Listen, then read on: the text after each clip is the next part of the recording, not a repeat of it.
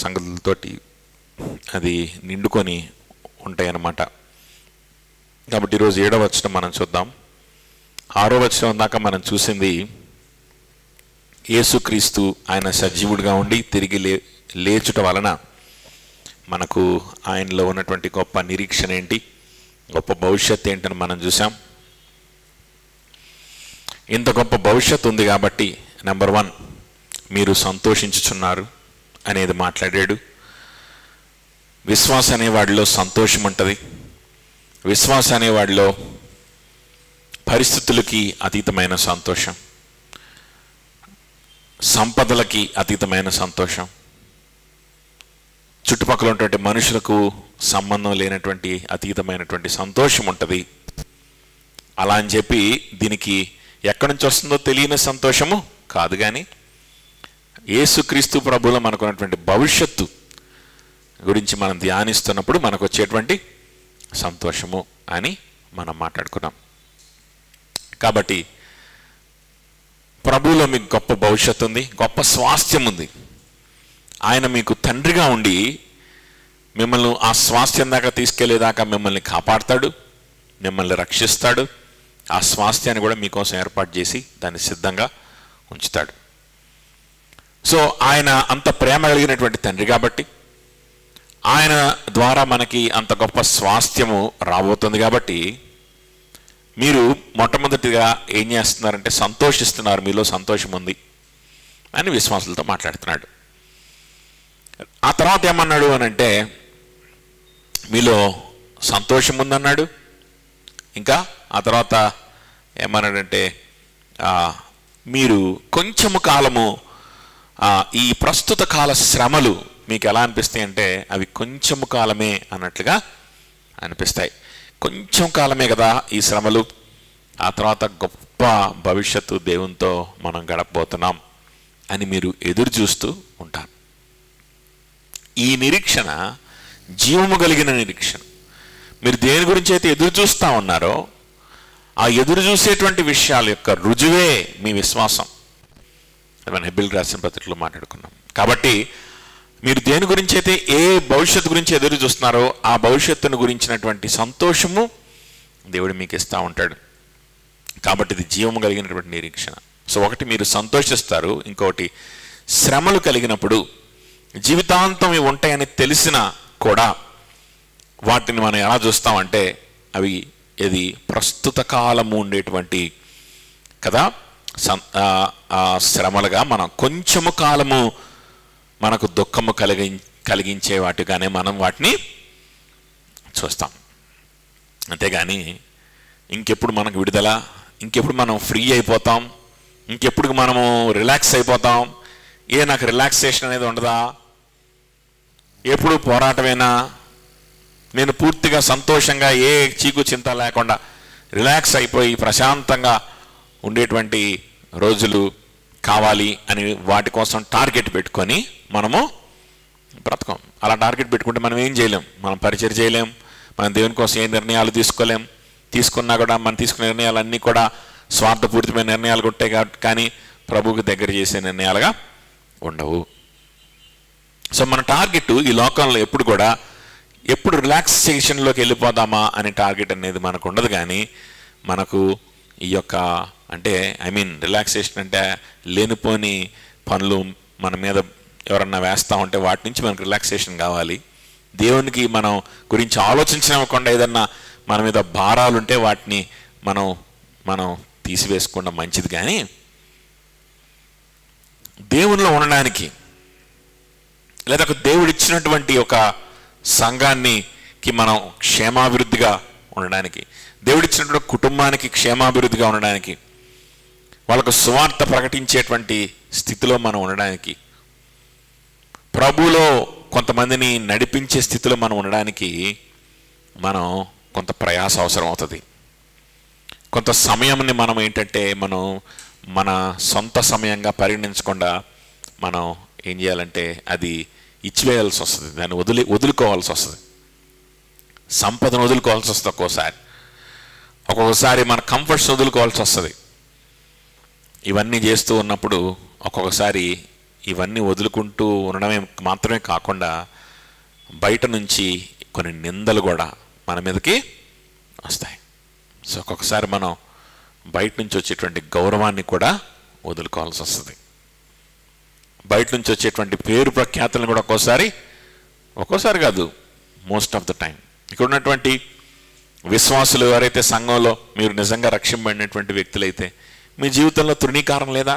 మీరు ఇంటికి వెళ్తే అబ్బా భలే నిర్ణయం తీసుకున్నావమ్మా, నువ్వు దేవునిలో ఎంత బాగుంటున్నావు, భలే సేవ చేస్తున్నావు అనేవాళ్ళు ఎంతమంది ఉన్నారు? కదా. మీ బంధువుల దగ్గరికి వెళ్తే అబ్బా భలే ఉన్నావు బాబు, నువ్వు భలే రక్షింపడ్డావంట, అసలు రక్షింపబడి నువ్వు సంఘంలో అంటుకట్టబడి ఉండి నువ్వు ఏమాత్రం కూడా ఏ సంఘ కూడికి కూడా మిస్ కాకుండా అక్కడే ఉండి చక్కగా పరిచయలో పాల్గొంటున్నావంట సుభాషు, ఎంత మంచి శుభవార్త చెప్పావు సుభాషు అని మన ఇంటికి వెళ్తే ఎవడన్నా కనీసం ఒకడన్నా ఉన్నాడు? ఎవరో ఒక్కళ్ళు ఉంటారేమో, ఎత్తుక్కోవాలి. ఒకళ్ళు కూడా ఉన్నారు లేదు తెలియదు, కష్టం కదా.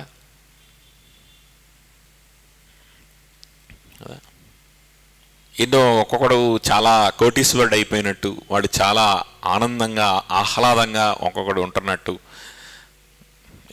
ఏంట్రా ఎలాగైపోయావు అంటాడు అన్నమాట. ఊరకనే చులకన చేయడానికి, మనల్ని కన్ఫ్యూజ్ చేయడానికి దురాత్మ బట్టి అలాంటి మాటలు మాట్లాడతారు. ఏంటి మొహం ఎలాగైపోయింది, ఎట్లాగుంటుంది, ఏమైపోద్ది? ప్రభువులో ఉండి సంతోషంగా అన్ని బాగానే ఉంటాయి. ఆ దురాత్మ బట్టడికి మాత్రం మన మొహాల్లో సంతోషం కనపడదు. వాడికి అందరికి కనిపిస్తుంది. ఆ సంతోషాన్ని చూసి కొంతమంది వస్తుంటారు, మన జూనియర్స్ వస్తారు, అన్యులు వస్తారు, సండే స్కూల్ పిల్లలు వస్తారు, అందరూ వస్తారు. కానీ ఈ క్రైస్తవుడు అని చెప్పబడేటువంటి వాడు ఒకడు ఉంటాడు అనమాట. ఊర్లో ఒక బంధువు ఉంటాడు ఎవడో, వాళ్ళకి మాత్రం ఎప్పుడు కూడా మన ముఖం సంతోషంగా కనపడదు. ఎందుకంటే దయ్యం బట్టి ఉంటారనమాట. అదవుతుందా? అటువంటి ఎన్నో శోధనలు ఖచ్చితంగా మనకు వస్తాయి. అదే ఆ పత్రిక యొక్క స్టార్టింగ్లో కూడా అదే అన్నాడు, మీరు ఎలా ఉన్నారు? పరదేశుల వలె ఉన్నారు, లైక్ ఎగ్జైల్స్, వెలివేయబడిన వారి వలె ఉన్నారు, పరాయి వారి వలె మీరున్నారు అన్నాడా కదా. సో ఆ విధంగా ఉన్నప్పటికీ అది ఇలాంటివన్నీ కూడా, ఇలాంటి అవమానాలు ఇవన్నీ కూడా అంటే అందరు మనుషుల దృష్టిలో మనం ఆలోచన చేస్తే అవి చాలా పెద్ద శ్రమలు. ఏంటని ఎన్నాళ్ళని ఇట్లాగా తృణీకరిస్తారు, ఎన్నాళ్ళని ఇట్లా అంటారు.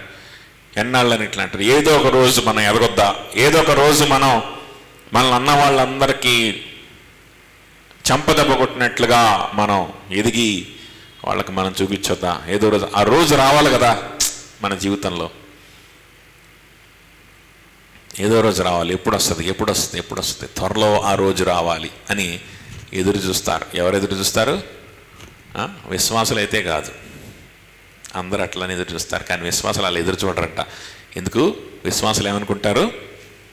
ఇవి జీవితాంతం ఉంటాయి, ఎందుకంటే నేను చేసే పని అలాంటిది. ఇవి జీవితాంతం ఉంటాయి, ఎందుకంటే నా లైఫ్ స్టైల్ అలాంటిది. నేను ప్రభు కోసం బ్రతకాలి కాబట్టి ఇవి జీవితాంతం ఉండేవే.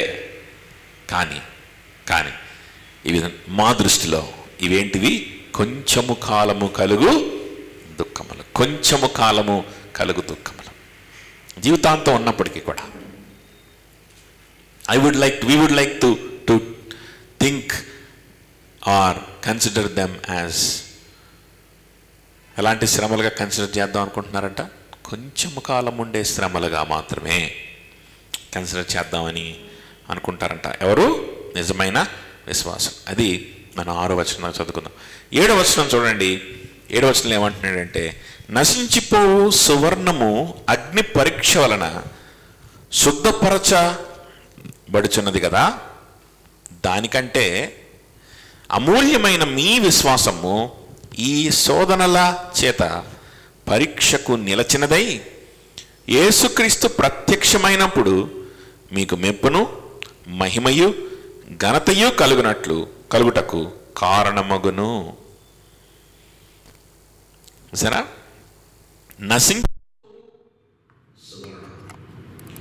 అంటే ఏంటి? గోల్డ్, బంగారం.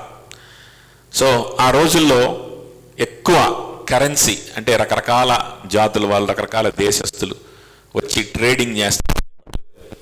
అప్పుడు అందరు కూడా కలిసి వాడేటువంటి కరెన్సీ, అందరు కూడా కామన్గా కరెన్సీగా వాడగలిగినటువంటి విలువైన వస్తువులేంటి? బంగారం. బంగారం అంటే దాంతో ఏమైనా కొనుక్కోవచ్చు. ఏ దేశంలో అయినా మనం వెళ్ళి దానితో కొనుక్కోవచ్చు, ఎక్కడికి వెళ్ళైనా మనం కొనుక్కోవచ్చు కదా. సో బంగారము మనకు సంపద. బంగారంతో మనము అనేకమైనటువంటి ఏం కావాలంటే అది కొనుక్కోవచ్చు. డబ్బులుంటే చాలండి అంటాం కదా, డబ్బులుంటే చాలు. ఎందుకు? డబ్బులుంటే దాంతో ఏమైనా మీద నువ్వేం కట్టుకోలేకపోవచ్చు, అది అమ్ముడు బాగపోవచ్చు, అది నీకు సమయానికి నీకు అందుబాటులో అది హెల్ప్ చేయలేకపోవచ్చు కదా. లేకపోతే ఏదన్నా ఏమంటారు, ఏదైనా ఏదైనా వస్తువో లేకపోతే ఏదన్నా ఉన్నాయి అనుకో, అది నీకు సమయానికి. కానీ ఓ 10 లక్షల క్యాష్ ఉందనుకో, వెంటనే ఏదన్నా అనారోగ్యం వచ్చినా వెంటనే ఏదైనా ఖర్చు పెట్టచ్చు అనే ఉద్దేశంతో డబ్బులు ఉన్నోడే గొప్పడు అని చెప్పి అంటూ ఉంటారు కదా. సో అలాంటి కరెన్సీ అనమాట. అంటే బంగారం ఎక్కడైనా మనం వాడి, ఒక జబ్బు వచ్చిన వెంటనే దాన్ని వాడచ్చు, ఏదైనా అవసరం వచ్చిన వెంటనే వాడచ్చు, ఆహారం కావాలని వెంటనే వాడచ్చు. అర్థమవుతుందా? బంగారం. ఈ బంగారానికి ఒక ట్యాగ్ లైన్ తగిలిస్తా ఉన్నాడు పేతురు. ఏం తగిలిస్తున్నాడు? ఏం బంగారం, ఏం సువర్ణం అంటే ఇది? నశించిపోవు సువర్ణము. ఏం సువర్ణం ఇది? పెరిషబుల్ గోల్డ్, నశించిపోవు సువర్ణము. ఈ సువర్ణము ఇది నశించిపోద్దంట. బంగారం ఎప్పుడు నశించిపోద్ది? ఏమైనా కరిగిపోద్దా? బంగారం ఏమన్నా తుప్పు పట్టిపోద్దా? బంగారం ఏమన్నా అది ఏమన్నా గాలికి కరిగిపోతూ ఉంటుందా? రోజు రోజు కొంచెం కొంచెం కరిగిపోద్దా? కరగదు కదా. సంవత్సరాలు తరబడి బంగారం అక్కడే అంతే ఉంటుంది, దానికి ఏం కాదు కదా, ఏం కాదు కదా.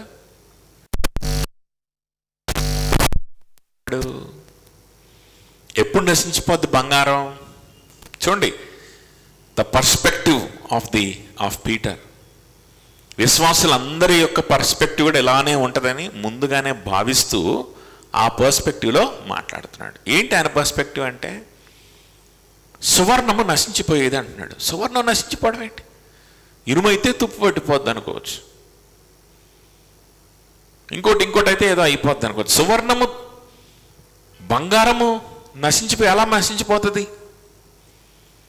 ఎప్పుడు నశించిపోద్ది బంగారం? ఆలోచించండి, ఎప్పుడు నశించిపోద్ది బంగారం? ఎప్పుడు నశించిపోద్ది అని అంటే, ఈ భూమి ఆకాశం నశించిపోయినప్పుడు అది నశించిపోతుంది. అదొకటే పాసిబిలిటీ. బంగారం ఎప్పుడు నశించిపోద్ది అని అంటే, నువ్వు మరణించి గోతిలోకి వెళ్ళిన తర్వాత, నువ్వు మరణించి సమాధిలోకి వెళ్ళిపోయిన తర్వాత, దానివల్ల నీకేం ఉపయోగం లేదు కాబట్టి నీకు అది నశించినట్టే లెక్క. తర్వాత ఎవడో వాడుకుంటాడు దాన్ని, అంతేనా? అంతే, నీకు అది నశించినట్టే లెక్క. ఇంకా దాంతో నీకు ఏమైనా ఉపయోగం ఉంటుందా? ఉండదు. సో మనం మరణం తర్వాత కానీ, లేకపోతే భూమి ఆకాశాన్ని ఒక దినాన ప్రభువు తిరిగి వచ్చి ఏదైతే నూతన ఆకాశంలోకి మనల్ని తీసుకెళ్తాడో, అప్పుడు there is an ending to this world, to this universe. అప్పుడు సువర్ణం కూడా ఏమైపోవాల్సిందే? నశించిపోవాల్సిందే. అందుకని దాన్ని నశించిపోవు సువర్ణం అన్నాడు. నశించిపోయే ఇనుము, నశించిపోయే నీ బంగళా, నశించిపోయేటువంటి నీ యొక్క బిల్డింగు. అంటే ఓకే, బిల్డింగ్ ఎన్నాళ్ళు ఉంటాయి? 100 ఏళ్ళు, మహా అయితే 200 ఏళ్ళు కదా, బాగా కడితే. 100 ఏళ్ళు ఉండడం కూడా ఈ రోజుల్లో కష్టం కదా. సో నశించిపోయేటువంటి నీ భవనం అని అంటే 200 ఏళ్ళ గురించి మాట్లాడుతున్నాడు అనుకోవచ్చు.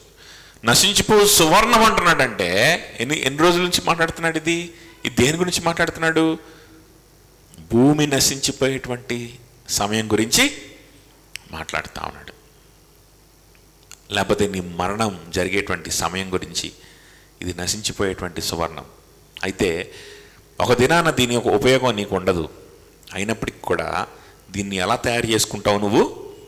దీన్ని ఎలా తయారు చేసుకుంటావు? అగ్ని పరీక్ష వలన శుద్ధపరచబడుచున్నది కదా. ఒక దినాన్ని ఇది నీకు ఉపయోగం ఉండదని తెలిసి కూడా, తెలిసినటువంటి బంగారాన్ని కూడా నువ్వేం చేస్తావు? అగ్ని పరీక్షతోటి దాన్ని ఏం చేస్తావు? శుద్ధీకరించుకుంటావు. 24 క్యారెట్స్ వచ్చిందాక దాన్ని ఏం చేస్తావు? 18 క్యారెట్స్ గోల్డ్, ఇంకా రకరకాలు ఉంటాయి కదా అలాంటివి, నాకు పెద్దగా ఐడియా లేదు కానీ అలా 22 క్యారెట్స్ 24 క్యారెట్స్ ఉంటుంది. బంగారం షాప్కి వెళ్ళి ఏదో ఒకటి బంగారమే కదా అని కొంటారా? కొనరు.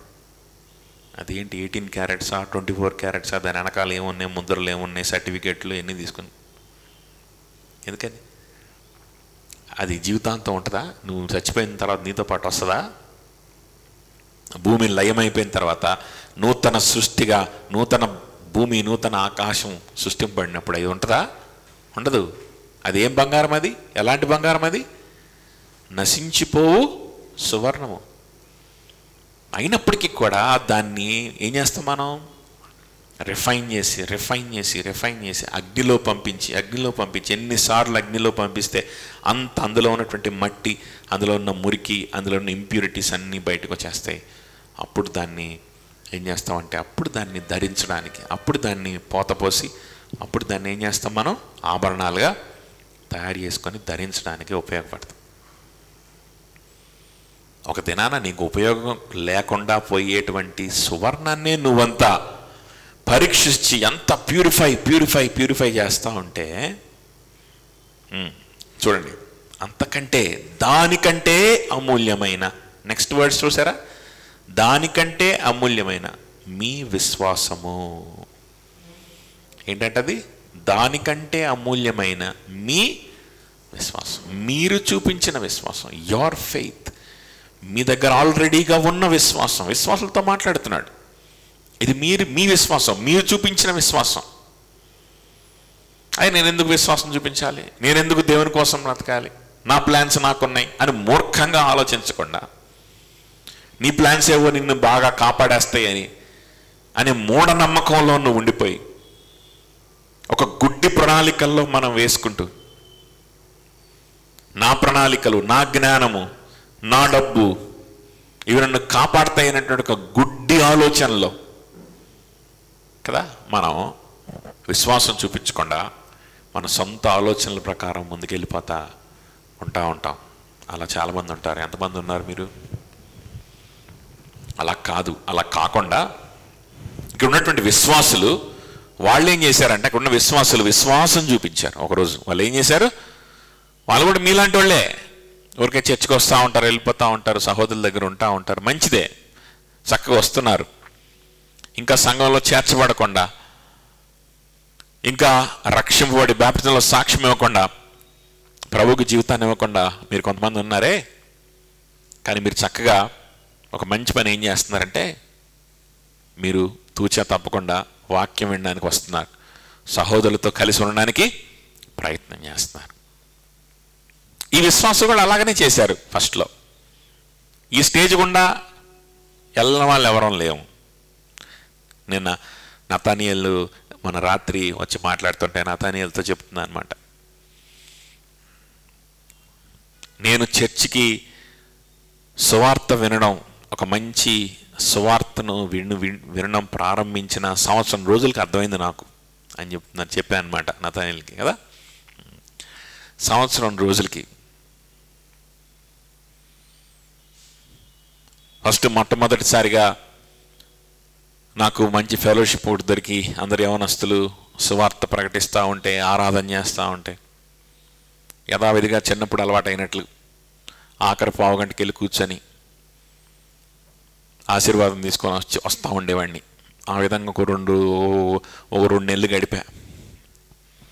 ఆ తర్వాత చిన్నగా లేదు దేవుడు మాట్లాడడం ప్రారంభించాడు. అరే, ఆఖరి పావు గంటకి వెళ్తేనే బాగుంది, ఏదో మాట్లాడడం వినాలనిపిస్తుంది, దేవుని వాక్యం నేర్చుకోవాలనిపిస్తుంది, ఎందుకు నేను ఆఖరి పావు గంటకు రావాలి అనిపించి, ఆ తర్వాత 2 నెలల తర్వాత మళ్ళా టయానికి వెళ్ళడం ప్రారంభించాను అనమాట. అప్పుడు కూడా చిన్నప్పటి నుంచి అలవాటు అయినట్లుగా వాళ్ళు చప్పట్లు కొట్టి ప్రార్థన చేస్తూ ఉంటే, పాటలు పాడుతూ ఉంటే, వీళ్ళేంటి పెద్ద పెద్దగా పాటలు పాడుతున్నారు, వీళ్ళేంటి చప్పట్లు కొడుతున్నారు ఏంటి, ఏమర్థమయ్యేది కాదనమాట. భలే సిగ్గేసేది అనమాట చప్పట్లు కొట్టి పాట పాడడానికి. నోరు తెరిచి పాట పాడడానికి ఇంకొక నెల పట్టింది.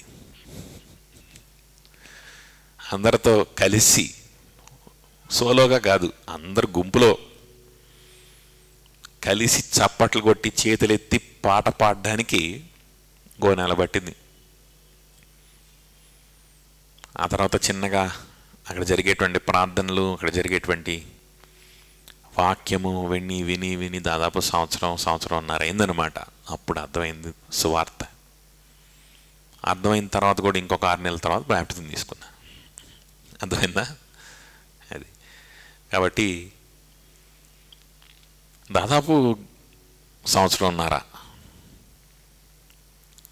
తర్వాతే నేను బాప్టిజం తీసుకుంది. కాబట్టి టైం పడుతుంది. కొంతమంది ఇంకొంచెం ఎక్కువ టైం పట్టచ్చు.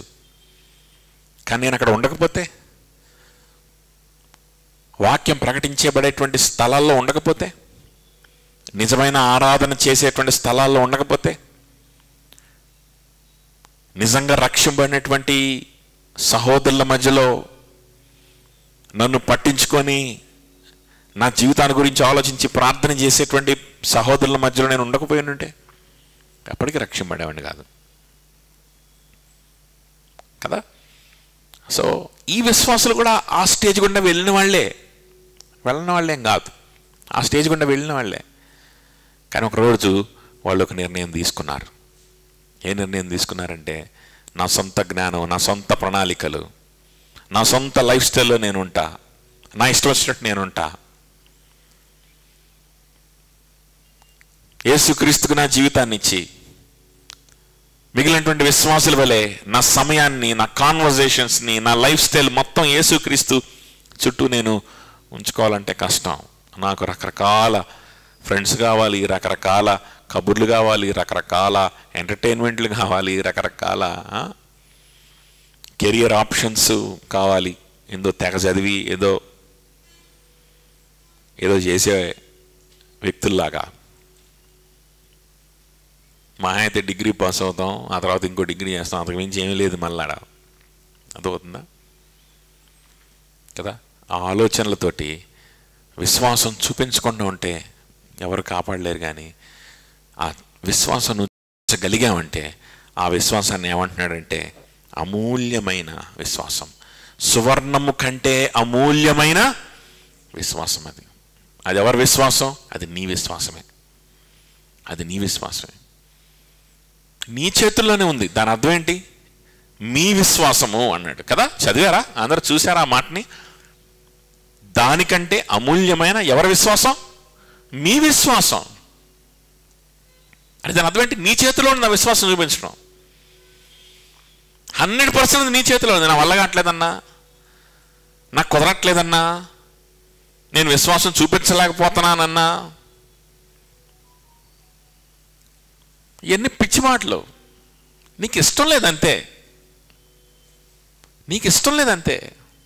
నాకు వద్దిది, నాకు అదే కావాలి, నాకు ఎంటర్టైన్మెంట్లే కావాలి, నాకు అయ్యే కావాలి అనుకుంటున్నావు. నాకు ఆ డబ్బుల గురించిన ఆలోచనలే కావాలి, నాకు ఆ పిచ్చి పిచ్చి కబుర్లే కావాలి అనుకుంటున్నావు. నువ్వు నిర్ణయం చేసుకున్నావు, నాకొద్దుది, నాకు అవి కావాలి అని నిర్ణయించుకున్నావు. నేను వదులుకోలేకపోతున్నాను, నేను అది అయిపోయాను, నేను ఇరుక్కుపోయాను, ఇవన్నీ పిచ్చి మాటలు, పిచ్చి మాటలు. ఎవరన్నా మనకు కట్టేశారా? ఎవరన్నా మనల్ని ఏమన్నా నియంత్రిస్తున్నారా? ఎవరు నియంత్రించట్లేదు కదా. మనకి ఇష్టం అవే ఇష్టం అంతే. మాకు దేవుడు అంటే ఇష్టం లేదు, మనకు దేవుని మీద గురించి తెలుసుకోవడం ఇష్టం లేదు. ఆయన ఎంత ప్రేమించినా, ఆయన గురించి ఎంత విన్నా మనం వినం. అసలు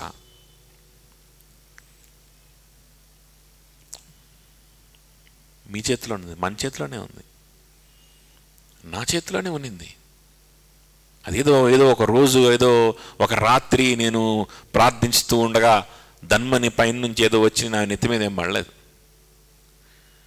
నేనే నిర్ణయాలు తీసుకోవడానికి ఇప్పుడు దాదాపు సంవత్సరంన్నర బట్టి నేను చెప్పాను కదా, ఈ సంవత్సరంన్నర అది నా చేతిలోనే ఉంది. నా చేతులారా నేనే నాకొద్దు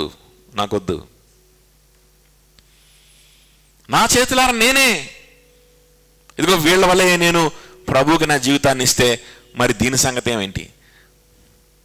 ప్రభువుకి నా జీవితాన్ని ఇచ్చేస్తే నా సొంత ప్రణాళికల పరిస్థితి ఏమవుతాయి? కాబట్టి నాకొద్దు. నాకు నేనే ఆపుకున్నాను, నన్ను నేనే నియంత్రించుకున్నాను, నన్ను నేనే అడ్డగించుకున్నాను. ఒక దినాన నన్ను నేనే ఆయనకు సమర్పణ చేసుకున్నాను. I gave up my self. It is my faith. Of course ఆ శక్తిని ప్రభు నాకు ఇస్తాడు. ఇచ్చినప్పుడు మనం అలా చేస్తాం, అది వేరే విషయం. కానీ చేసేది మనమే, గుర్తుపెట్టుకోండి. దానికి ప్రభుని నిందించడానికి వీల్లేదు, దానికి ఎవరిని నిందించడానికి వీల్లేదు, దానికి సంఘాన్ని నిందించడానికి వీల్లేదు. నువ్వు విశ్వాసం చూపించలేకపోతున్నావంటే అది నీ చేతిలోనే ఉంది. నువ్వు చూపించావా, అది ఏంటి అని అంటే అది ఏమైపోద్ది అంటే అమూల్యమైన విశ్వాసం. దేవుని దృష్టిలో అది ఎలా ఉంటుంది? అది సువర్ణము కంటే అమూల్యమైన విశ్వాసం.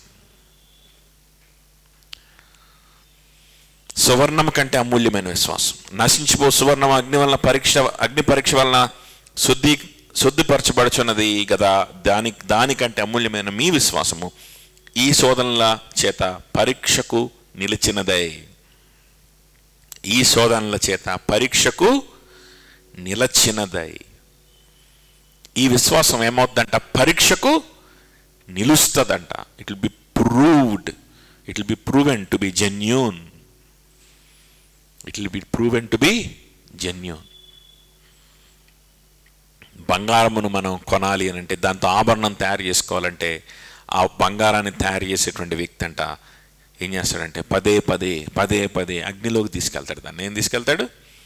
అగ్నిలోకి మనం తీసుకొస్తాడు, పరీక్షిస్తాడు, మళ్ళీ తీసుకెళ్తాడు, మళ్ళీ పరీక్షిస్తాడు, మళ్ళీ తీసుకెళ్తాడు, మళ్ళీ పరీక్షిస్తాడు. అది శుద్ధీకరించబడిన తర్వాత కూడా అనేక సార్లు మళ్ళీ అగ్నిలోకి తీసుకెళ్ళి మళ్ళీ పరీక్షిస్తూ ఉంటాడు. ఇంకేమన్నా ఉందా?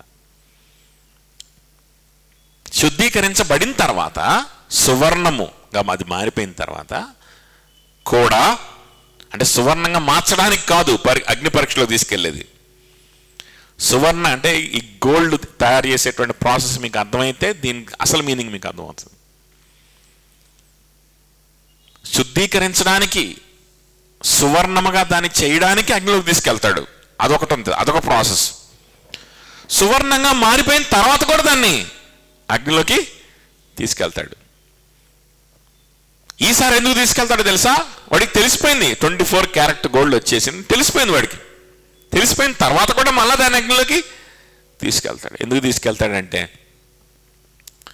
ఈసారి వాడు అగ్నిలోకి తీసుకెళ్ళి బయటికి తీసుకొచ్చిన ప్రతిసారి వాడి ముఖంలో ఒక సంతోషం వస్తుంది అన్నమాట.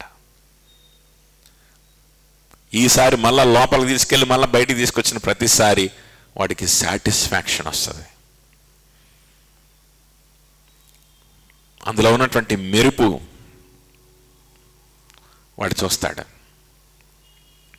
ప్రతిసారి కన్ఫర్మ్ చేసుకుంటాడు.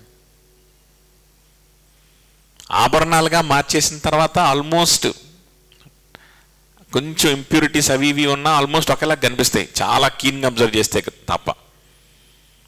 దాని ప్యూరిటీ అనేటువంటిది పెద్ద డిఫరెన్స్ ఉండదు. కానీ అగ్నిలోకి తీసుకెళ్ళినప్పుడు డిఫరెన్స్ కనిపిస్తుంది, ఆ షైనింగ్ వేరేలా ఉంటుంది.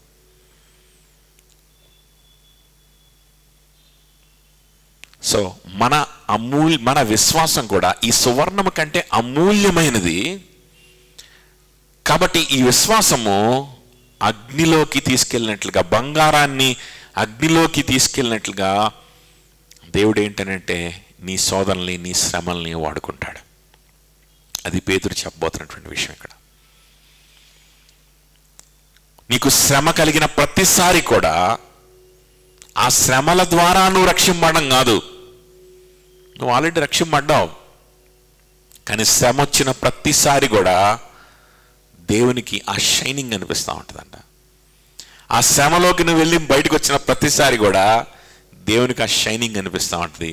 నీకు కూడా ఆ షైనింగ్ అనిపిస్తూ ఉంటుంది. మన విశ్వాసం, అమూల్యమైన విశ్వాసం నా దగ్గర ఉంది. అది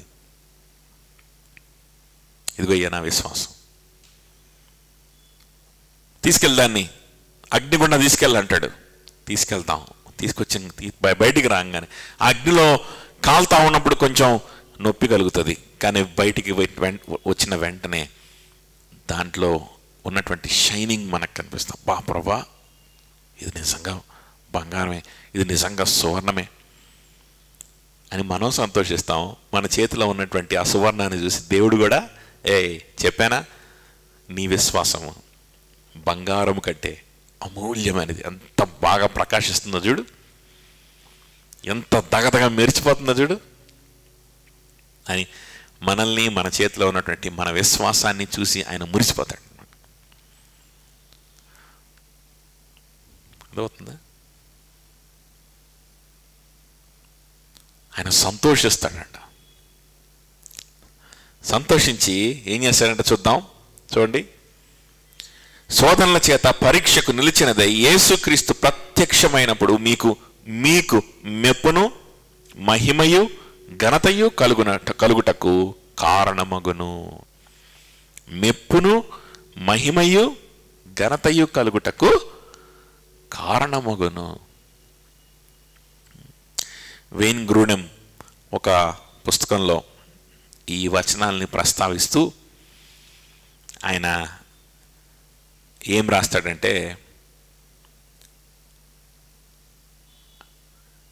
మనమందరం దేవుణ్ణి ప్రైజ్ చేస్తాం, స్తుతిస్తాం కదా. Praise to God, praise the Lord and praise to God అంటాం. We give praises to God. ఈ వచనం ఏం తెలియజేస్తుంది అని అంటే కనుక దానికి రివర్స్లో ప్రైజ్ ఫ్రమ్ గాడ్ అన్నాడు వెయిన్ గ్రూడెం. ఇది ఎంత అద్భుతం, ఇదంతా ఆశ్చర్యకరమైనటువంటి సంగతి అని ఆయన రాస్తూ ఉంటాడు అన్నమాట ఆ పుస్తకంలో. This is praise from God. దేవుని స్తుతించడమే గొప్ప సంగతి అంటే, దేవుణ్ణి మనం స్తుతించగలడమే గొప్ప సంగతి అంటే, మనం ఆయన మనస్ఫూర్తిగా ఆయన పాడి స్తుతించుకొని ఆయనలో సంతోషించడమే, ఆయన కోసం ఆయన స్తుతిస్తేనే ఎంతో గొప్ప సంతోషం. అంటే ఆయన మనలను ప్రైజ్ చేస్తే, ఆయన మనలను మెచ్చుకుంటే, ఆయన మనకు ఏంటంట మెప్పు మహిమ ఘనత ఇస్తే ఇంకెంత బాగుంటుంది, అది ఇంకెంత గొప్పగా ఉంటుంది. అది ఆలోచించండి. ఈ భూమి మీద ఉన్నంతకాలం మనం ఆయన్ని స్తుతిస్తాం, అందులోనే గొప్ప సంతోషం మనకు కలుగుతుంది.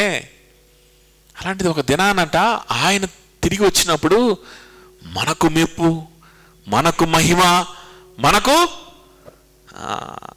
ఇంకెంత గొప్పగా ఉంటుంది ఆలోచించండి. ఆ దినం ఎంత గొప్ప దినమై ఉండాలి, ఎంత సంతోషకరమైనటువంటి భవిష్యత్తు ప్రభు మన కోసం ఉంచాడో చూడండి.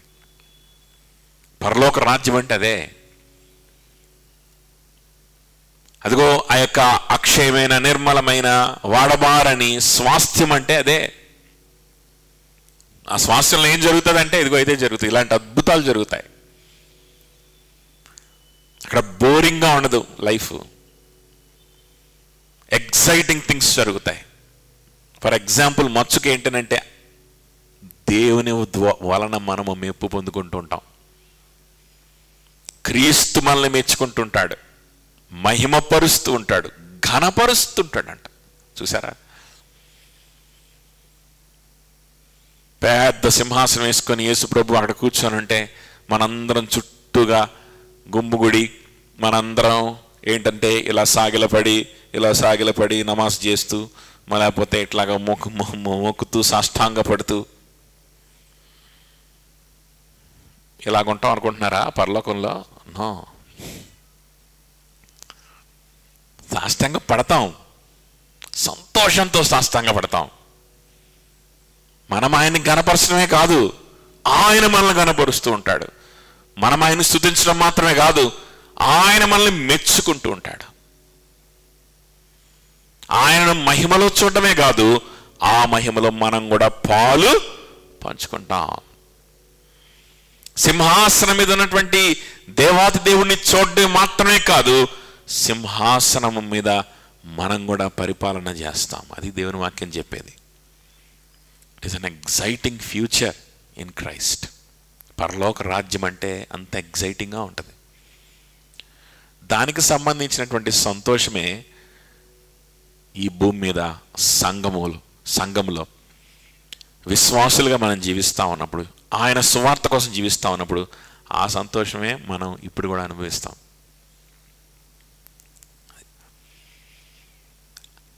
ఒక విశ్వాసికి ఉండేటువంటి సంతోషం ఎలా ఉంటుందని వివరించాలి అని అంటే, ఈ ఇటర్నల్ థింగ్స్ని ఒకసారి డిస్క్రైబ్ చేయడం తప్ప వేరే మార్గం లేదు. There is no other way except to describe the eternal gifts that you are going to get, that we are going to get.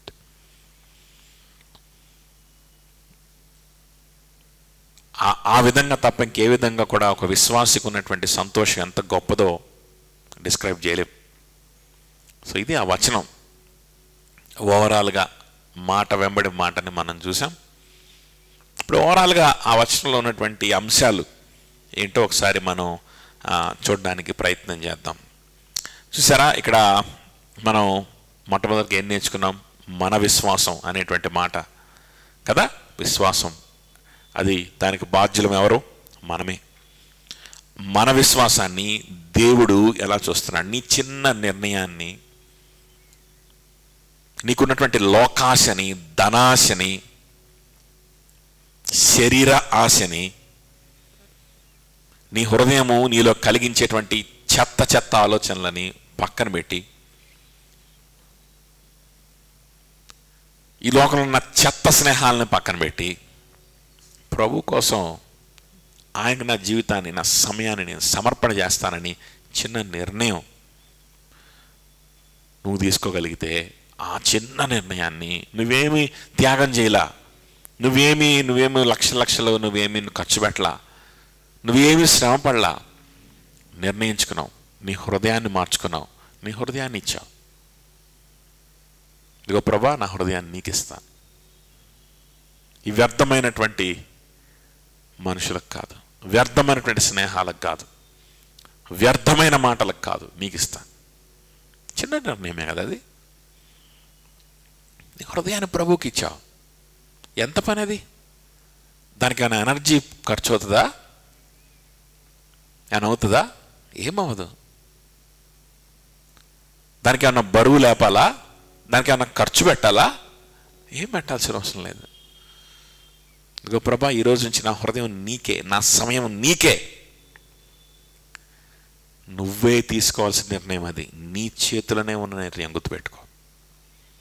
దానికి ఎవ్వరు బాధ్యులు కాదు, నువ్వు మాత్రమే బాధ్యుడివి, నువ్వు మాత్రమే బాధ్యురాలివి.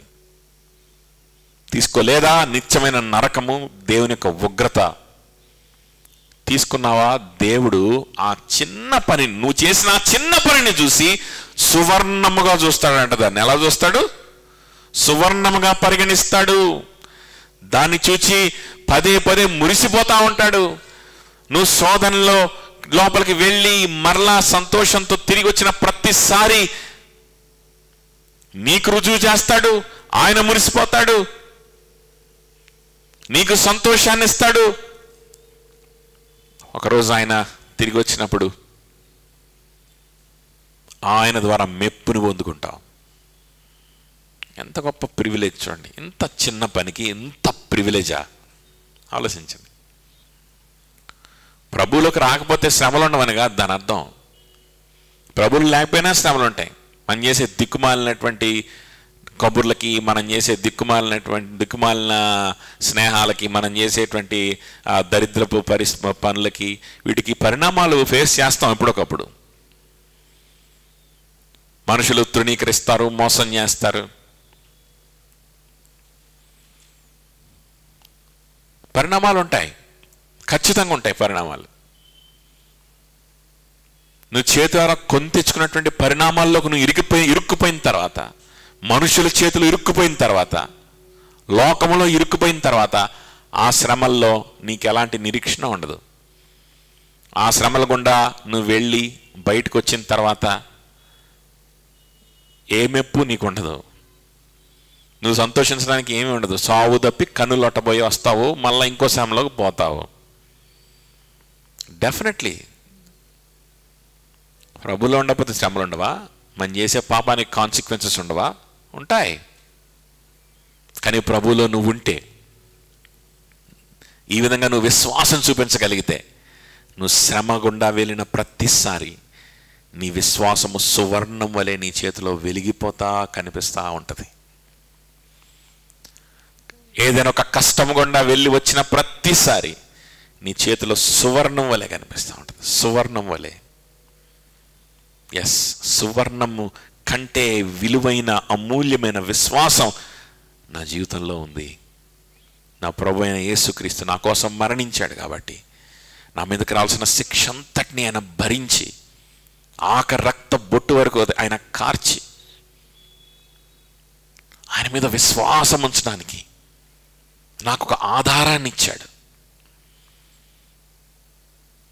కేవలము ఆ మరణము నా కోసమే, కేవలము ఆ శిక్ష నా కోసమే. నేను పాపిని, నేను నీచుణ్ణి, నా హృదయం నీచమైనది, నా మాటలు నా ఆలోచనలు అపవిత్రమైనవి.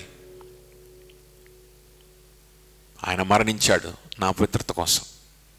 అది నా కోసమే, ఆ సిలువ నా కోసమే అని నేను అంగీకరిస్తే చాలు. ఆయన మరణించకపోతే నాకు అవకాశం ఉంటుందా? ఆయన నా శిక్షను తీసుకోకపోతే నాకు అవకాశం ఉంటుందా? నా కోసం ఈ లోకానికి వచ్చి దేవాదేవుడై అయినవాడు తన సింహాసనాన్ని విడిచిపెట్టుకొని 33.5 సంవత్సరాలు ఈ లోకంలో పేదరికంలో బ్రతికి, అబ్బో పేదరికం ఏముందని 33 సంవత్సరాలు, మేము 60 సంవత్సరాల నుంచి పేదరికంలో ఉన్నాం, మేము వాడికి చెప్పుకోవాలని అనుకున్నారు. నువ్వు పుట్టుకతోనే పేదరికంలో ఉన్నావు, కానీ ఆయన పేదవాడు కాదు. ఆయన రాజాదిరాజు, ప్రభువులకు ప్రభు, సృష్టికర్త అయిన దేవుడు. అటువంటి వ్యక్తి ఒక్కరోజు ఈ భూమి మీద ఉన్నా కూడా అది ఎంత వేదనో మనకెవరు అర్థం కూడా కాదు. అటువంటిది ఆయన మనకు కలిగే ప్రతి ఒక్క శ్రమని ఆయన అనుభవించాడు. ప్రతి పేదరికాన్ని అనుభవించాడు, ఒంటరితనాన్ని అనుభవించాడు, అవమానాన్ని అనుభవించాడు, అన్నీ అనుభవించాడు. లేదండి నేను ఈ విశ్వాసం చూపించలేను, నేను నా పేదరికంలో ఉంటే అప్పుడు తెలుస్తుంది మీకు అని కహానీలు, స్టోరీలు నాకు ఇంకొకరికి ఎవరికన్నా చెప్పచ్చు, కానీ దేవునికి చెప్పడానికి లేదు. దేవునికి చెప్పడానికి లేదు, ప్రభువుకి చెప్పడానికి లేదు. నీకంటే భయంకరమైన పేదరికం ఆయనకు తెలుసు, నీకంటే భయంకరమైన ఒంటరితనం ఏంటో ఆయనకు తెలుసు. ఆయన ఏ పాపం లేనివాడిగా ఉన్నాడు.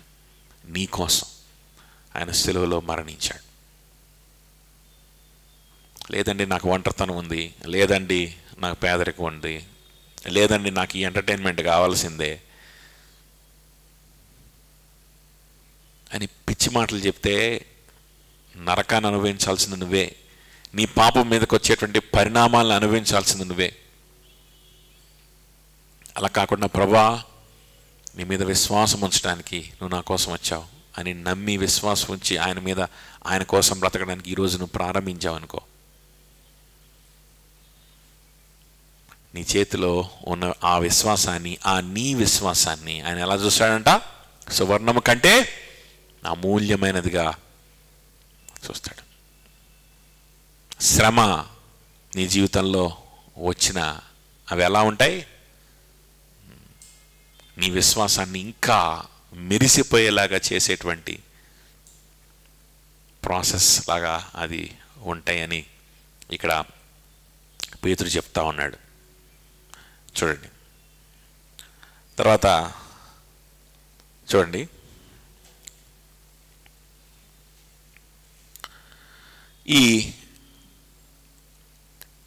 ఈ సంతోషం ఏదైతే ఉందో, మనకు కలగబోయేటువంటి మెప్పు ఏదైతే ఉందో,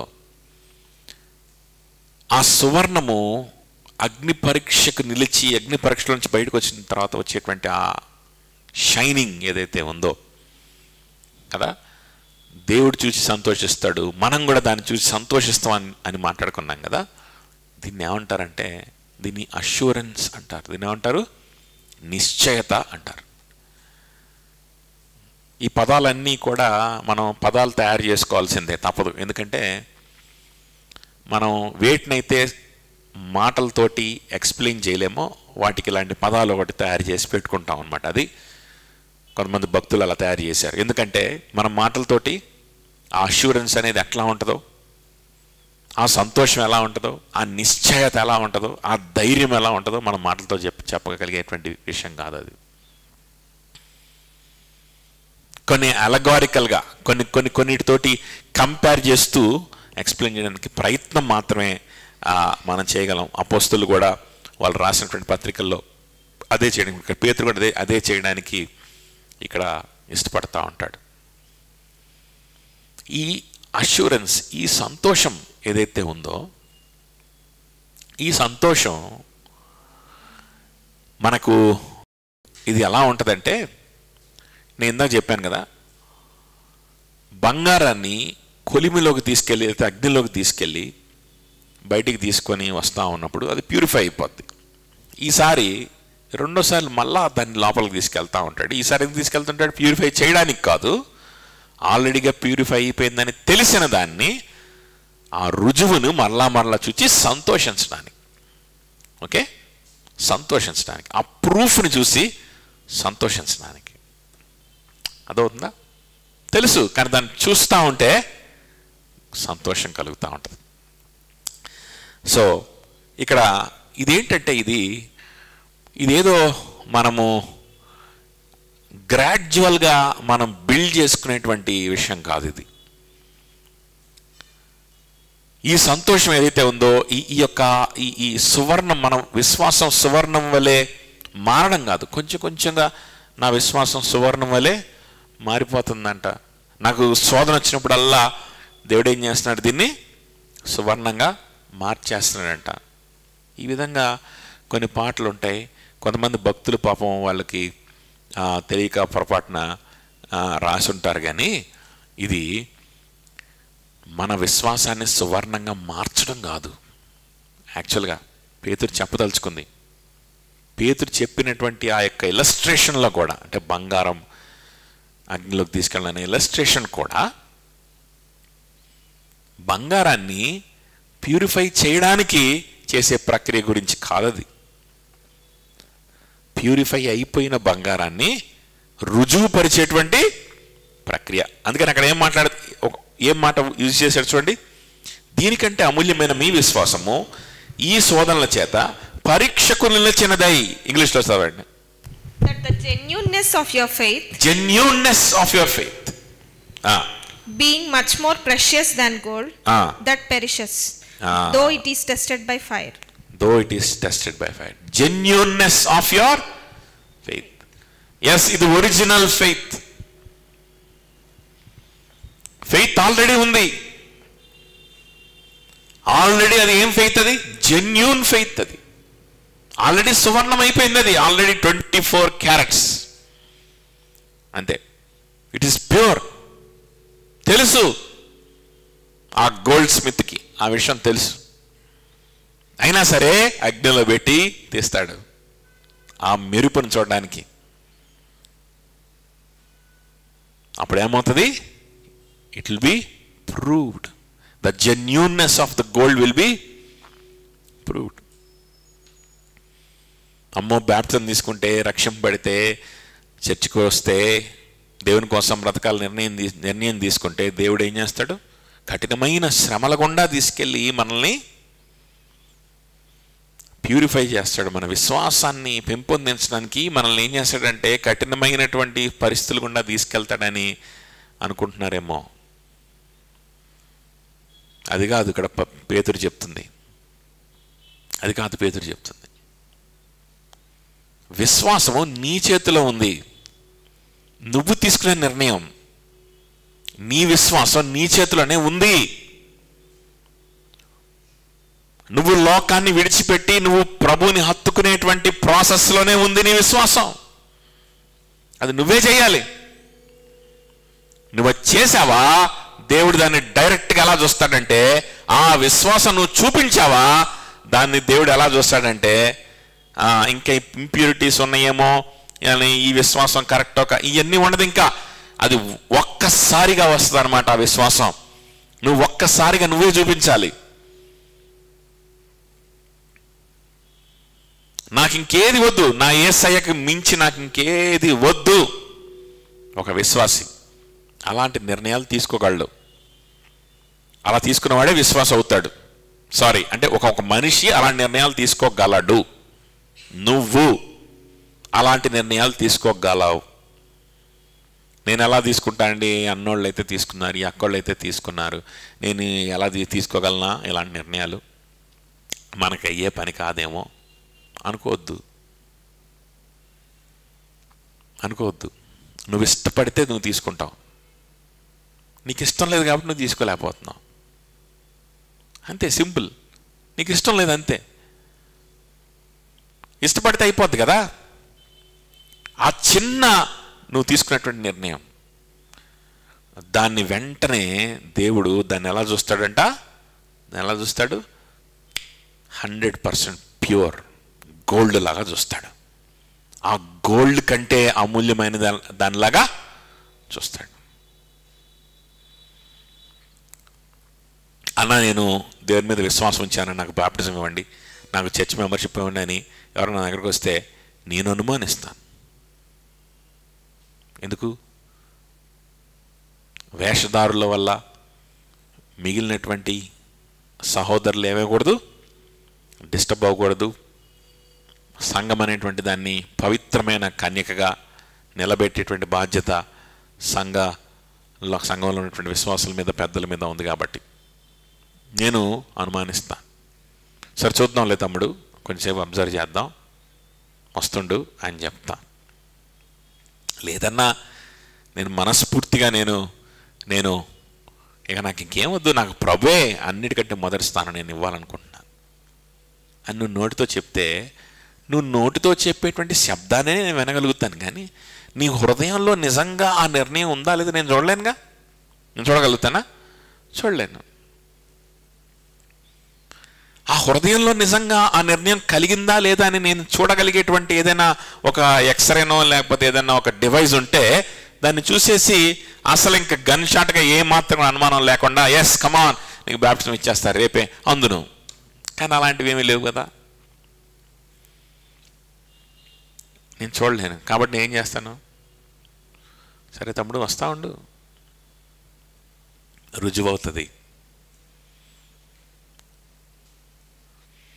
నువ్వు శ్రమల గుండా వెళ్ళి వచ్చే ప్రతిసారి సనుగుతావో, గొనుగుతావో, పక్కన వాళ్ళని నిందిస్తావో, వాళ్ళ మీద వీళ్ళ మీద అలుగుతావో, లేకపోతే ఏం చేస్తావో, నీ ప్రశాంతతను పోగొట్టుకుంటావో, నువ్వు సమాధానం పోగొట్టుకుంటావో, లేకపోతే వెళ్ళిపోతావో, లేకపోతే లోక సంబంధమైనటువంటి ఆ విధానాలకు లోక సంబంధమైనటువంటి వ్యక్తులు చెప్పినట్లుగా చేయడానికి వాళ్ళ పద్ధతుల్లోకి పడిపోతావో, లేకపోతే శోధనలోకి వెళ్ళొచ్చిన ప్రతిసారి కూడా నా చేతిలో సువర్ణం కంటే విలువైనది ఉంది అని సంతోషిస్తావో. అది కొన్నాళ్ళు అయితే తెలుస్తుంది కదా. అందుకని నేను అనుమానిస్తాను. నువ్వు శ్రమల గుండా వెళ్ళి వచ్చే ప్రతిసారి, లేకపోతే దేవుని కోసం నువ్వు కొన్ని కఠినమైన నిర్ణయాలు తీసుకోవడం, కొన్ని స్నేహాలను విడిచిపెట్టుకునే విషయంలోనో, లేకపోతే దేవుని కోసం పనిచేసే విషయంలోనో నీకు కలిగేటువంటి మార్పుల్ని జాగ్రత్తగా పరిశీలిస్తూ అప్పుడు నిర్ధారిస్తా, ఎస్ ఈ వ్యక్తి, ఈ అబ్బాయి రక్షింపబడ్డాడు అని. ఎందుకని? నేను అంతరంగాన్ని చూడలేదు కాబట్టి. నువ్వు ముందుకెళ్ళే కొద్దీ, కొన్ని నిర్ణయాలు తీసుకునే కొద్దీ, శ్రమల్లో నువ్వు సంతోషించే కొద్దీ నేను విశ్వాసి అనే నిర్ధారణ నాకు. నేను మనిషిని కాబట్టి నేను హృదయాన్ని చూడలేను కాబట్టి. కానీ దేవుడు అలా కాదు. దేవుడు నీ హృదయాన్ని చూస్తాడు. నిజంగా నీలో విశ్వాసం కలిగితే, నిజంగా నువ్వు విశ్వాసాన్ని చూపిస్తే, నిజంగా నువ్వు వచ్చి నాకు ఈ దరిద్రమైనటువంటి ఈ యొక్క స్నేహాలు నాకెందుకు, ఈ సలహాలు నాకెందుకు, ఈ ఎంటర్టైన్మెంట్లు నాకెందుకు, యేసయ్య నా కోసం మరణించాడు, ఇంతకు మించిన స్నేహితులు ఇంకెవరున్నారు? ఈయనకు మించినటువంటి గొప్ప ఆనందము ఆయనతో మాట్లాడడం కంటే, ఆయన మీద విశ్వాసం ఉంచినటువంటి సహోదరులతో కలిసి సంతోషించడం కంటే, ఆయన సువార్తను ప్రకటించడం కంటే ఇంకా గొప్ప పనులు ఏమున్నాయి నా జీవితంలో? ఇంకేం కావాలి నాకు అని లోకాన్ని అసహించుకొని ఆయనతో కలిసి మాత్రమే బ్రతకాలని నువ్వు నిర్ణయించుకున్న మరుక్షణమే నీ హృదయంలో ఆ మార్పు కలిగిన మరుక్షణమే ఇంకా శంకించడాలు ఉండవు, ఇంకా అనుమానించడాలు ఉండవు. నేను అనుమానిస్తాను, నిజమైన విశ్వాసం నీకుంటే నేను అనుమానిస్తాను, కొన్నాళ్ళు అబ్జర్వ్ చేస్తాను, కానీ దేవుడు అనుమానించడు. గుర్తుపెట్టుకో. నువ్వు నిజమైన విశ్వాసాన్ని నిర్ధారించడానికి 1 సంవత్సరం పట్టొచ్చు నాకు, కానీ ప్రభుకి టైం పట్టదు. ప్రభుకి టైం పట్టదు. నిజమైన విశ్వాసం ఆయనకి టైం పట్టదు.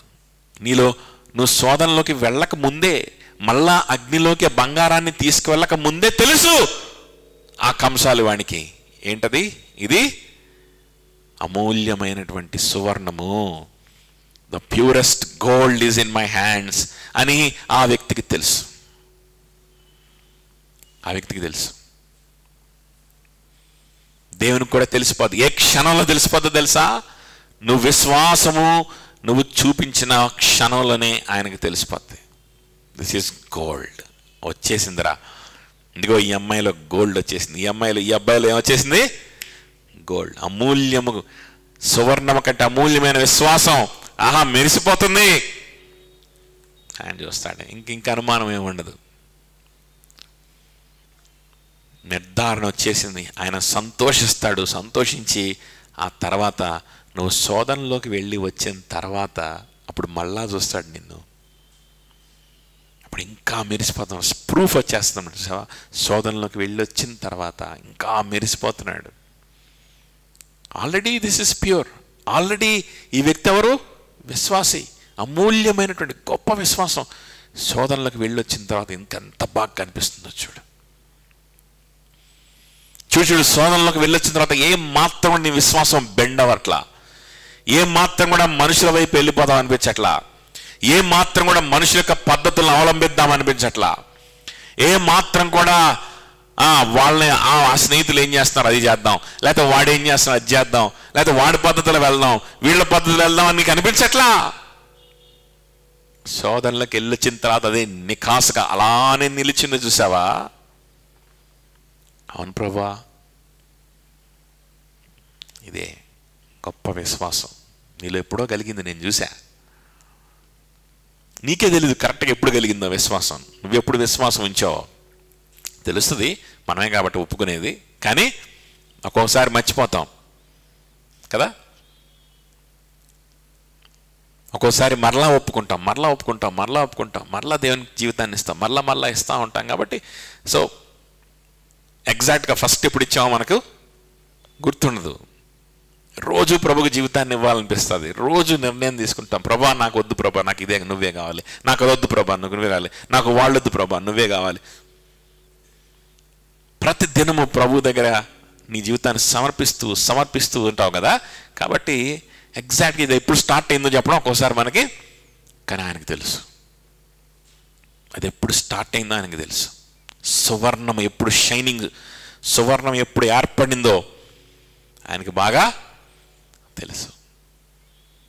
శ్రమల్లో నుంచి వెళ్ళి మళ్ళా నువ్వు బయటకు వచ్చిన వెంటనే నీకు కూడా చూపిస్తాడు. చూసావా? చూడు రక్షింపడ్డావు. నీకు అర్థమైపోద్ది, చుట్టుపక్కల ఉన్న వాళ్ళకి అర్థమైపోద్ది, సంఘానికి అర్థమైపోద్ది. ఒక దినాన ఆయన వచ్చినప్పుడు మెప్పు కలుగుతుందంట, మెప్పు కలుగుతుంది. అర్థమవుతుందో చెప్పింది?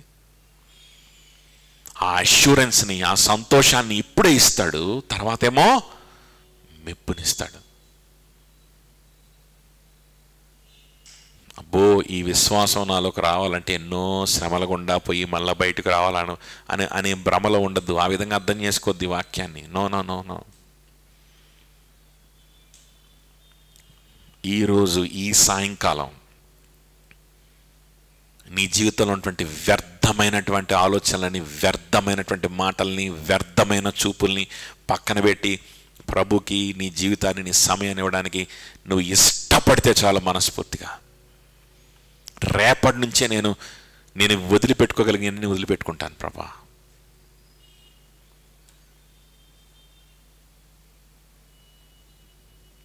సెల్ ఫోన్ నా చేతిలోనే ఉందిగా, నేనే వదిలిపెట్టుకోవచ్చు. ఎవరెవరితో చాటింగ్ చేస్తున్నావో, ఎవరెవరితో పిచ్చి పిచ్చి కబుర్లు ఆడుతున్నావో వదిలిపెట్టుకోవడం నీ చేతిలో నేను వదిలిపెట్టేసుకోవచ్చు. పెద్ద విషయం కాదు అది. తాగుడికి 10 ఏళ్ల నుంచి బానిస అయిపోతే రేపు నేను మానేస్తానో లేదో చెప్పలేం అనుకోవచ్చు. కానీ అర్థమవుతుందా? ఏ తాగుడో, ఏ డ్రగ్స్కో, లేకపోతే దేనికో బానిసం అయిపోయి విపరీతమైనటువంటి ఇదైపోతే నేనేం చేయాలా అని అనుకోవచ్చు. కానీ లేకపోతే ఏ భయంకరమైన రిలేషన్షిప్లోనో పడిపోయి ఇరుక్కొని పోయి పరిస్థితిలో ఉంటే మరి ఏం చేయాలా, మరి రేపటికి రేపు నేను మానేయగలుగుతానా ఈ వ్యక్తితోటి రిలేషన్షిప్ అని భయపడాలి. కానీ లోక సంబంధమైనటువంటి ఆలోచనలు, లోకములో ఉన్న సంపదకి, లోకములో ఉన్నటువంటి ఎంటర్టైన్మెంట్లకి, లోకంలో ఉన్నటువంటి వ్యర్థమైనటువంటి ఆలోచనలకి, వ్యర్థమైన మాటలకి, వ్యర్థమైనటువంటి స్నేహాలకి నువ్వు తగలబెట్టే సమయం, నువ్వు ఇచ్చేటువంటి నీ ఎనర్జీ, వీటన్నిటినీ ఇప్పుడే నువ్వు ఇష్టపడితే మానేయచ్చు ఒక్క క్షణంలో. ఆ టైం ఏం మాటది దానికి. లేదన్నా అది కూడా ఇడిచిపెట్టుకోలేకపోతున్నానన్నా, ఏంటో నేను అట్లాగ అయిపోయానని ఇవన్నీ పిచ్చి మాటలు వద్దు. నీకు ఇష్టం లేదంతే, నీకు అవి ఇష్టం నీ చేతిలోనే ఉంది. ఈ క్షణం నువ్వు చేయొచ్చు, ఈ రాత్రే నువ్వు చేయొచ్చు. అందుకే దాన్ని నీ విశ్వాసం అంటున్నాడు పేతురు. మీ విశ్వాసం అంటున్నాడు పేతురు. మీ విశ్వాసమే, నువ్వు తీసుకున్న నిర్ణయమే, లోకం పట్ల నీకు కలిగిన అసహ్యమే. దేవుడు దాన్ని వెంటనే చూస్తాడు. దేవుడు దాన్ని వెంటనే పసిగట్టేస్తాడు. సువర్ణం కంటే అమూల్యమైనదిగా చూస్తాడు. అదవుతుందా? అప్పుడే చూసేస్తాడు. ఆ తర్వాత నీ జీవితంలో వచ్చే ప్రతి శ్రమ దాన్ని అందరికీ చేస్తూ ఉంటుంది. నీకు నువ్వేగా దాన్ని చూసుకోగలుగుతావు. దేవుడు ఇంకా చూసి మురిసిపోగలుగుతాడని చెప్తున్నా. అదే ఇక్కడ పేతురు చెప్తున్నాడు. అంతవరకే అర్థమవుతుందా చెప్పింది? సో ఈ యొక్క అమూల్యమైనటువంటి ఈ విశ్వాసం మనకు మనకేమిస్తుందంటే మనకు అష్యూరెన్స్ ఇస్తుంది. ఏమిస్తుంది? నిశ్చయితనిస్తుంది. అదవుతుందా? నాకు అప్పుడప్పుడు ఒక పీడకలు వచ్చేదన్నమాట. ఈ మధ్యకాలంలో రావట్లేదు. మొన్న ఈ మధ్య కూడా చాలా సంవత్సరాల తర్వాత వచ్చింది. ఏంటి ఆ పీడకలంటే, ఎంబీబీఎస్లో ఇంకా ఒక పేపర్ ఏదో రాయలేదు నేను. అది రాయకుండా అది అట్లా బ్యాక్లాగ్లో ఉండిపోయింది. అది రాయట్లా. అది ఎన్నో సంవత్సరాల నుంచి అది ఏంటంటే అది అవకాశం మళ్ళా ఎగ్జాములు జరుగుతున్నాయి కానీ కరెక్ట్గా ఎగ్జామ్ టైంకి నేను ఏదో పని మీద ఉండడం వల్ల అది రాయలేకపోతుంది అనమాట. దాన్ని కంప్లీట్ చేసుకోవాలి. చేసుకోకపోతే అసలు డిగ్రీకే వాల్యూ ఉండదు. కాకపోతే ఎట్నో ఇంకా ఏం చేశారంటే నన్ను ప్రమోట్ చేసేసి ఎట్నో బయటికి పంపించారు. అది ఇంకా రాయలా. మర్చిపోతున్నాను అనమాట. ఏంటి ప్రతిసారి మర్చిపోతున్నాను. అరే ఎగ్జామ్ 2 రోజులు అనగా గుర్తొస్తుంది. ఏం చదవలేకపోతున్నాను, వెళ్ళి కూడా ఏం రాయలేకపోతున్నాను. ఈ సంవత్సరం కూడా నేను రాయలేకపోతున్నాను. రేపే ఎగ్జాము, ఇంకేం చదువుతాం, అసలు హాల్ టికెట్ ఎక్కడ తీసుకోవాలి, ఏం చేయాలి, ఇప్పుడు గుర్తొచ్చింది ఏంది అని భయం. అప్పుడు కొంచెం లైట్గా మెలకు వస్తుంది అన్నమాట. లైట్గా మెలకు వచ్చినప్పుడు నిజ జీవితం కళ 2 మిక్స్ అవుతాయి. 2 మిక్స్ అయ్యి అరే ఇదేంటి, నాకు సర్టిఫికెట్ ఇచ్చారు, నేను ఉద్యోగం కూడా చేస్తున్నాను, గవర్నమెంట్ ఉద్యోగం, ఓయమ్మా గవర్నమెంట్ ఉద్యోగం అంటే వచ్చింది నాకు ఇప్పుడు తెలిసిపోతే ఏమైంది? జైల్లో వేస్తారని తీసుకెళ్ళి. అలా రెండు మిక్స్ అవుతాయి అన్నమాట. ఆ భయంకరమైన దడతోటి ఇప్పుడు ఏం చేయాలి? ఇప్పుడు ఆ డిఎంఎన్హెచ్ఓ ఆఫీస్లోనో అక్కడ స్టేట్ ఆఫీస్లోనో తెలిసిపోతే ఏంటి, నాకు ఉద్యోగం ఇచ్చిన అసలు ఎట్లా ఉద్యోగం ఎట్లా వచ్చింది, నాకు అసలు ఎట్టిచ్చేది అది చూసుకోలేదు, తర్వాత చూస్తారేమో అడుగుతారేమో, అడిగితే ఏంటి పరిస్థితి అసలు? ఈలోపే రాసేసి దాన్ని కంప్లీట్ చేసుకోకపోతే మళ్ళా నా జీవితం చాలా దుర్భరం అయిపోద్ది. అమ్మో ఏంటిది, నేను మర్చిపోతున్నాను, ఏంటి నా పరిస్థితి అని చెప్పి దడతోటి లెగుస్తాను అనమాట. లేచిన తర్వాత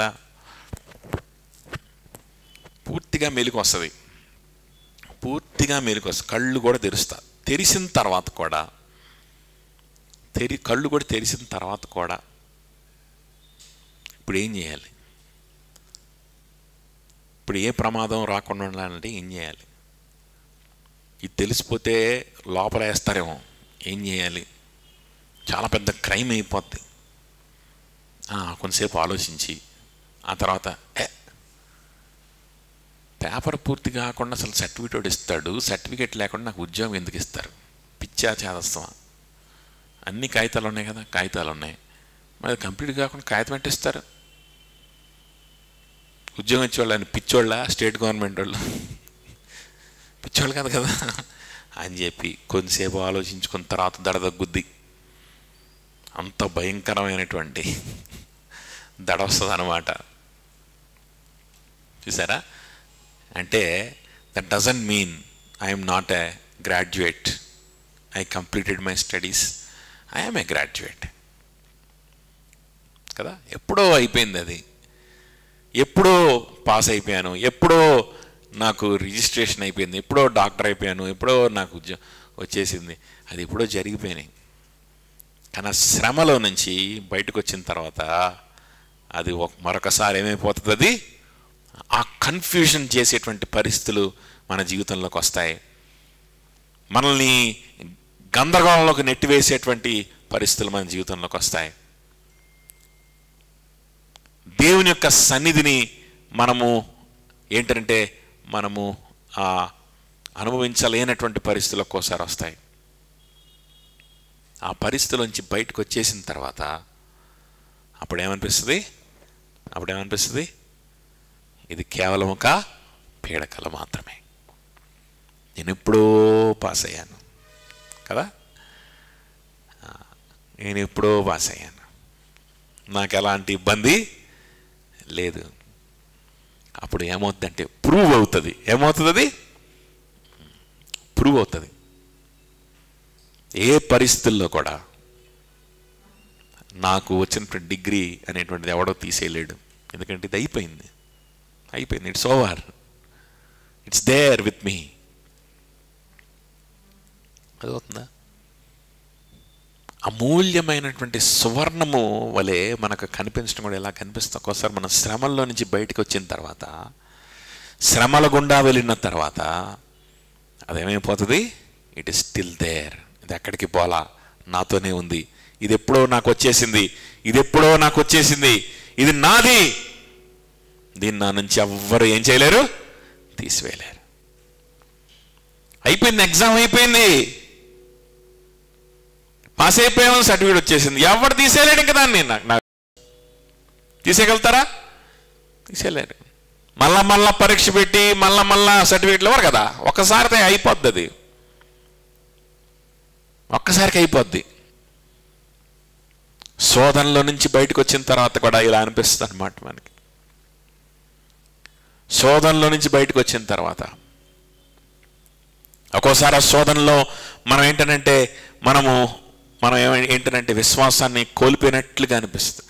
ఒక్కోసారి దేవుని సహాయానికి మనం దూరం అయిపోయినట్లుగా అనిపిస్తుంది. ఒక్కోసారి దేవుని సన్నిధికి మనం దూరం అయిపోయినట్లుగా అనిపిస్తుంది. దేవుడిచ్చేటువంటి ఆదరణకు మనం దూరం అయిపోయినట్లు అనిపిస్తూ ఉంటుంది. అలాంటి పరిస్థితిని అన్ని ఫేస్ చేసి బయటకు వచ్చేసిన తర్వాత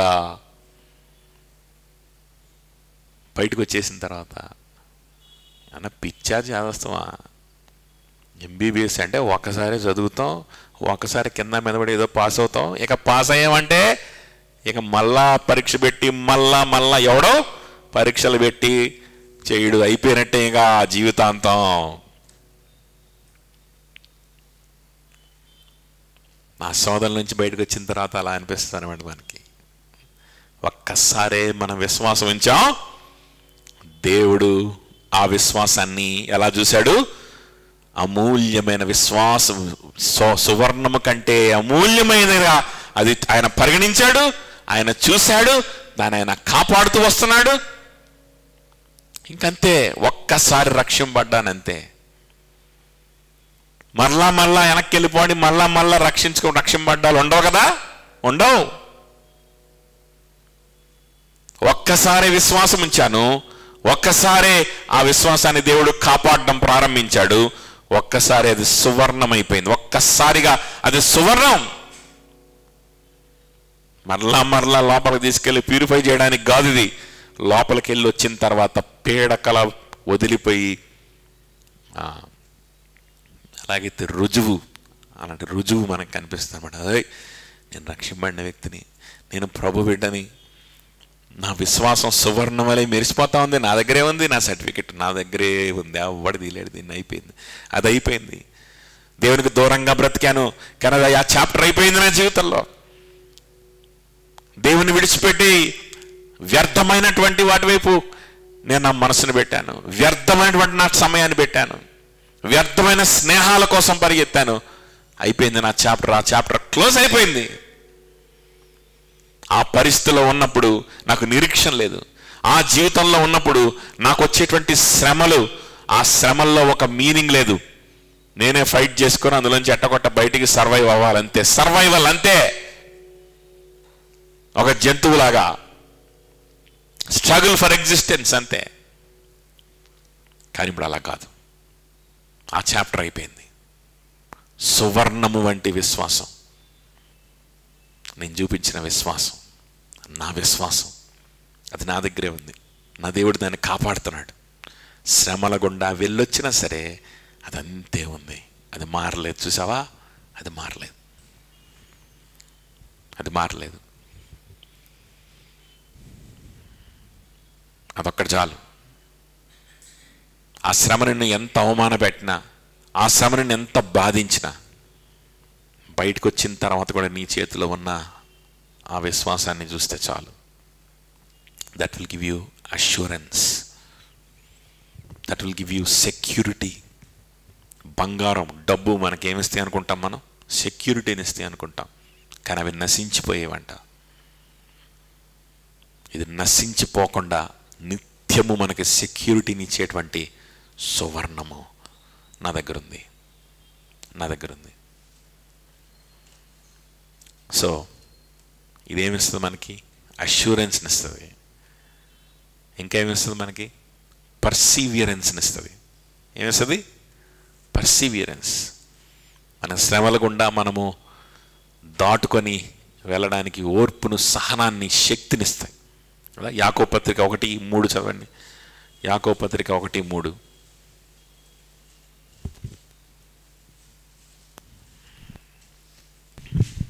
నా సహోదరులారా, మీ విశ్వాసమునకు కలుగు పరీక్ష ఓర్పును పుట్టించునని ఎరిగి, ఓర్పును పుట్టించునని ఎరిగి మీరు నానా విధములైన శోధనలలో పడినప్పుడు అది మహదానందమని ఎంచుకొనుడి.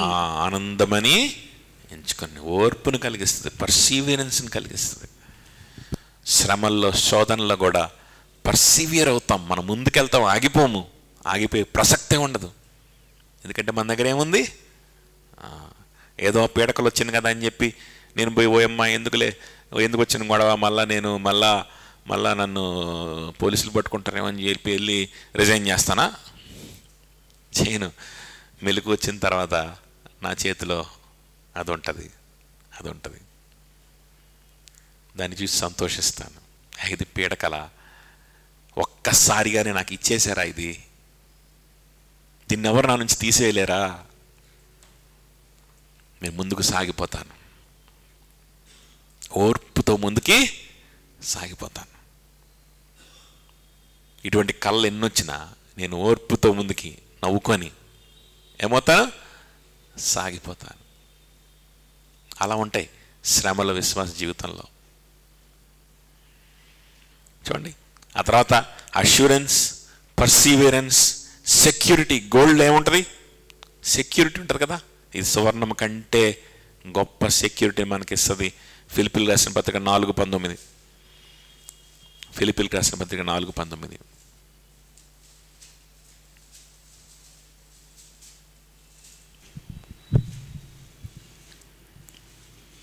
4:19.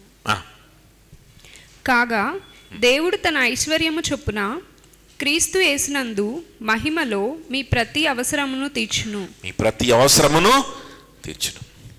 ఆయన మహిమలో ప్రతి అవసరమును, ఆయనకు మహిమ ఐశ్వర్యము చొప్పున, he is so rich, according to the riches in his glory he will grant to you every need. నీ ప్రతి అవసరాన్ని ఆయన తీరుస్తాడు. ప్రతి భయము నుండి నిన్ను బయటికి తీసుకొచ్చే అవసరం వచ్చినా, శోధన నుంచి నిన్ను బయటికి తీసుకొచ్చే అవసరం వచ్చినా, నీ బలహీనతల నుంచి నిన్నే బయటికి తీసుకొచ్చే అవసరం వచ్చినా, ప్రతి అవసరాన్ని ఆయన తీర్చడానికి ఆయన ఐశ్వర్యవంతుడు. అదవుతుందా? From the riches of his glory he will provide. ఆ రిచెస్ని మనం డ్రా చేసుకోవడానికి మన దగ్గర ఉన్న ఏటీఎం కార్డ్ ఏంటంటే మన అమూల్యమైన విశ్వాసం.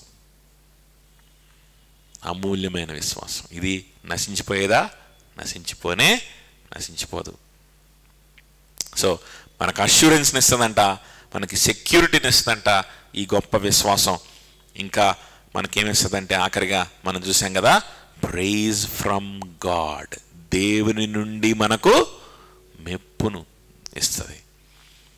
మనుషుల దగ్గర నుండి మెప్పు మనకు, మనుషుల దగ్గర నుండి మెప్పు కోసం వేషాలు వేయాల్సిన అవసరం లేదు, వేషధారణ చేయాల్సిన అవసరం లేదు.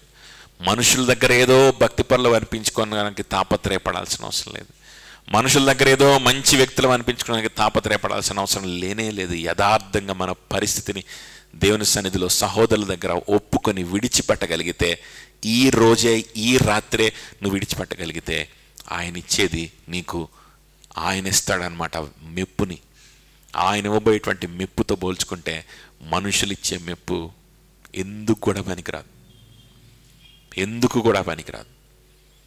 అది నీకు విశ్వాసం ఉంచే మరుక్షణం నీకు అర్థం కూడా అవుద్ది. ఆ దినాన దాన్ని డైరెక్ట్గా కూడా రుచి చూస్తావు. ఏ దినాన? ప్రభు వచ్చిన దినాన. విశ్వాసం ఉంచితే అర్థమవుతుంది, లేకపోతే అర్థం కాదు. ఈ రాత్రి విశ్వాసం ఉంచు. అరే, ఇప్పుడు దాకా మనుషుల కోసం, మనుషుల మెప్పు కోసం, మనుషులు నన్ను గుర్తించాలని, మనుషులు నన్ను మంచి వ్యక్తి, భక్తిపరులు అనుకోవాలని చెప్పి నేను ఎంత ప్రయాసపడ్డాను. దేవుడిచ్చే ఈ సంతోషంతో పోల్చుకుంటే, దేవుడు నన్ను క్షమించాడని నాకు కలుగుతున్నటువంటి ఈ అష్యూరెన్స్తో పోల్చుకుంటే ఇదంతా అని ఇప్పుడే అనిపిస్తుంది. ఇప్పుడే ఒప్పుకుంటే ఇప్పుడే అనిపిస్తుంది నీకు. టైం కూడా పట్టదు.